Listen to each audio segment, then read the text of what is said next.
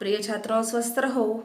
आज हम वाक्य परिवर्तन में रचना के आधार पर वाक्यों का परिवर्तन देखेंगे। सबसे पहले वाक्य के रचना के आधार पर कितने प्रकार हैं, तो 3 प्रकार। उसमें पहला सरल वाक्य, आज हम इसे ही समझेंगे। सरल वाक्य किसे कहते हैं, तो पारिभाषिक शब्दों में हम कहें तो इसमें एक विधेय होता है, एक उद्देश्य होता है और एक ही क्रिया होती है। इसमें एक भी संयोजक शब्द नहीं आता। जैसे संयोजक शब्द कौन से हो गए, और, या, अथवा, जो, जितना, जिसे, जहाँ, तहाँ, वहाँ इत्यादि ऐसे बहुत से शब्द हैं जो संयोजक शब्द हैं, ये सरल वाक्य के अंदर नहीं आते। उदाहरण, शिव पढ़ता है। सीधी सी बात है कि शिव पढ़ता है। संतोष से बढ़कर सुख नहीं है। वह राजस्थान टीम का कप्तान चुना गया। गांव जाने पर वह बीमार हो गया। माँ के आने पर सब प्रसन्न हो गए। यहाँ बिल्कुल सरल वाक्य, सीधी सी बात कह दी गई है। इसे घुमाया नहीं गया है कि जब माँ आई तब सब प्रसन्न हो गए और जैसे ही वह गांव जाने लगा वैसे ही वह बीमार हो गया। ऐसे ये जो संयोजक शब्द है, ऐसे का यहाँ प्रयोग नहीं किया गया है। सीधे से सरल भाषा में यहाँ सीधा आपको जो मुख्य उद्देश्य है, जो बात कहनी है, वो सीधे शब्दों में कह दी है। अतः यह सरल वाक्य होगा।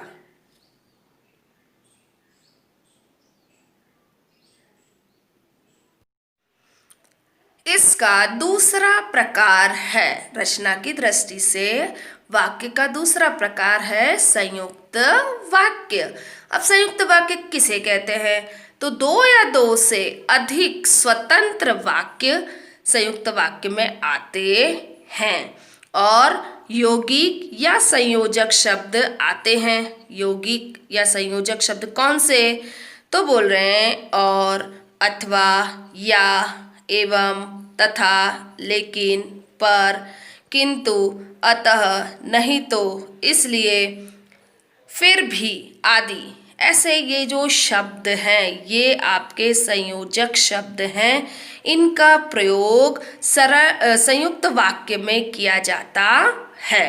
देखो, संयुक्त वाक्य बनाते समय आपको इन शब्दों का प्रयोग करना पड़ेगा, तो आप इसे घोल कर पी जाइए। अच्छी तरह से अपने दिमाग में इसे ध्यान में ले लीजिए कि इन शब्दों का इस्तेमाल हम जो संयुक्त वाक्य है उसे बनाने में करते हैं, या ये शब्द तब आते हैं जब वाक्य संयुक्त वाक्य होता है।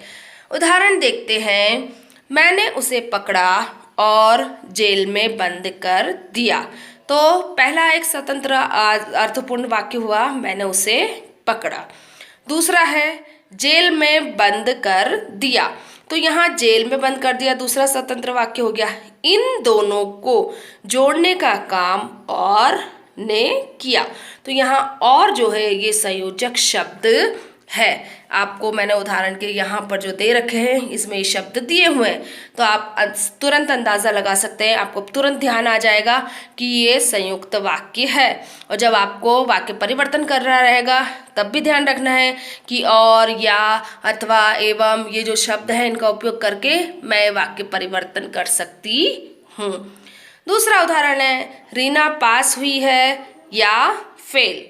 तो पहला वाक्य स्वतंत्र हो गया कि रीना पास हुई है, दूसरा रीना फेल हुई है, तो या के द्वारा इसको हमने जोड़ दिया, तो रीना पास हुई है या फेल। तीसरा उदाहरण देखें हम, तो उसने परिश्रम तो बहुत किया।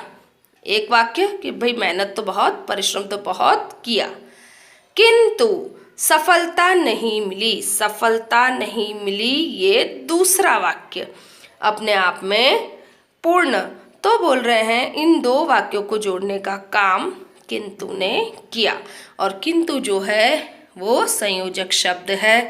यह आपको पहले ही ध्यान रखना है। इन शब्दों को मैं बार बार कह रही हूँ, इन शब्दों को अगर आपको पता चल जाएगा, आप इन्हें पहचान कर लेंगे, तो आपके लिए ज़्यादा सरल होगा वाक्य परिवर्तन कर पाना।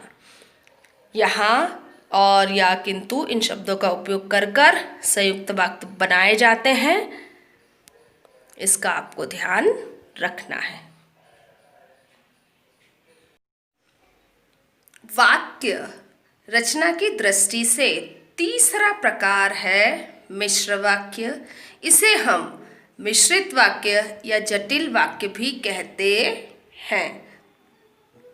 इसकी परिभाषा इस तरह से हुई, दो या दो से अधिक उपवाक्य होते हैं जो एक प्रधान वाक्य से जुड़े होते हैं। देखो, एक मुख्य वाक्य होगा, इसमें प्रधान वाक्य होगा, जिस पर दूसरे ये दो वाक्य आधार रखते हैं। उन दोनों का अर्थ जो है वो मुख्य वाक्य के साथ जुड़ा हुआ होता है। अब इसमें कौन से संयोजक शब्द आते हैं? तो कि, जिसे, जिसको, जिनको, जिसने, जो, वह, जब, तब, जहाँ, वहाँ, जिधर, उधर, जितना, उतना, जैसा, वैसा, यदि, तो, अगर, तो। इन संयोजक शब्दों का प्रयोग मिश्र वाक्य में होता है। उदाहरण देखते हैं।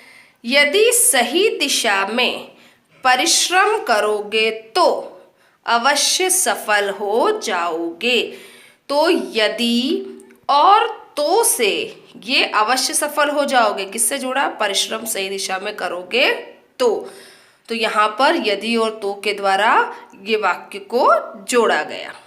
जैसे ही मैं स्टेशन पहुंची गाड़ी आ गई। तो यहाँ पर जैसे ही के द्वारा जो संयोजक शब्द है उसका इस्तेमाल कर कर मिश्र वाक्य बनाया गया। तीसरा उदाहरण है, जब वेतन मिलेगा तब कर्जा चुका दूंगी। तो मुख्य भाई कर्जा तो चुका दूंगी, लेकिन कब? तो बोले जब वेतन मिलेगा। तो यहाँ पर जब और तब से यह वाक्य जोड़ा गया, तो अलग अलग वाक्यों को जोड़ा गया। जैसा बीज बोओगे वैसा फल पाओगे। फल तो मिलेगा, लेकिन कैसा? तो बोल रहे तुम जैसा बीज बोओगे। तो यहाँ जैसा, वैसा, ये शब्द मैंने आपको यहाँ पर भी दे रखे हैं। तो जैसा तुम काम करोगे वैसा फल मिलेगा। तो इन संयोजक शब्दों को आपको ध्यान में रखना है। ये पहले जो मैंने संयुक्त वाक्य के लिए शब्द बताए उनसे पूरी तरह अलग है। इसका आपको पूरा ध्यान रखना है। शब्द मिक्स ना हो, इसके संयोजक शब्द उसमें ना चले जाएं, मिश्र वाक्य के संयुक्त वाक्य में न चले जाएं, इसका भी आपको ध्यान रखना है। इन सब बातों का ध्यान रखोगे तो कभी भी वाक्य परिवर्तन करने में गलती नहीं होगी। अब हम किस तरह से वाक्य परिवर्तन करते हैं इसके कुछ उदाहरण भी समझेंगे। तो उदाहरण द्वारा हम वाक्य परिवर्तन कैसे होते हैं ये देखते हैं। पहला है, सच्चा व्यक्ति सदा मित्र होता है। तो इसको हमें मिश्र वाक्य में बदलना है। आपको वाक्य दिया जाएगा, उसके बाद ब्रैकेट के अंदर लिखा जाएगा कोष्ठक के अंदर कि भाई वाक्य को मिश्र वाक्य में बदलिए। तो यहाँ मिश्र वाक्य में बदलना है आपको। तो जो व्यक्ति सच्चा होता है वह मित्र होता है। हमने मिश्र वाक्य बनाने के लिए जो वह शब्द का उपयोग किया, संयोजक शब्द का, और फिर यह वाक्य रचना बनाई। दूसरा है आपका, मैं चाहती थी कि आज अंग्रेजी पढ़ूं। इसको आपको सरल वाक्य में बनाना है। अब देखो, मैं चाहती थी कि, तो की जो है संयोजक शब्द हो गया और ये जो मिश्र वाक्य का उदाहरण है, तो इसे सरल में बदलना है। तो मैं आज अंग्रेजी पढ़ना चाहती थी। बिना संयोजक शब्द के उपयोग के हमने ये वाक्य परिवर्तन किया। इसके बाद तीसरा उदाहरण, यद्यपि मैं अच्छा खेली फिर भी हार गई। तो तीसरा क्या है? यद्यपि मैं अच्छा खेली, यद्यपि और फिर भी, ये है इससे संयोजक शब्द, इनसे हमने इस वाक्य को जोड़ा हुआ है। अब आपको इसका संयुक्त वाक्य बनाना है। तो संयुक्त वाक्य के लिए किन शब्दों का इस्तेमाल करते हैं वो आपको ध्यान में रखना है और यहाँ पर जो उचित लगे उसका प्रयोग करना है। तो देखिए, मैं अच्छा खेली किंतु हार गई। किंतु का अर्थ यही हुआ, अर्थ नहीं बदला है वाक्य के अंदर कि भाई यद्यपि फिर भी मैं हार गई। मैं अच्छा खेली किंतु हार गई, ये संयुक्त वाक्य बनेगा। तो इस तरह से आप जितना इसका अभ्यास करेंगे, जितनी इसकी प्रैक्टिस करेंगे, करत करत अभ्यास जड़मुत होत सुजान, तो इसी तरह से अभ्यास करने पर ही यह रचना, वाक्य परिवर्तन करना आपको और अधिक आएगा। असाइनमेंट में मैं आपको कुछ प्रश्न दूंगी जिससे आपको प्रैक्टिस करनी है। आशा है वाक्य रचना के आधार पर आपको ये जो वाक्य हैं ये समझ में आ गए होंगे। हमेशा खुश रहो, प्रसन्न रहो।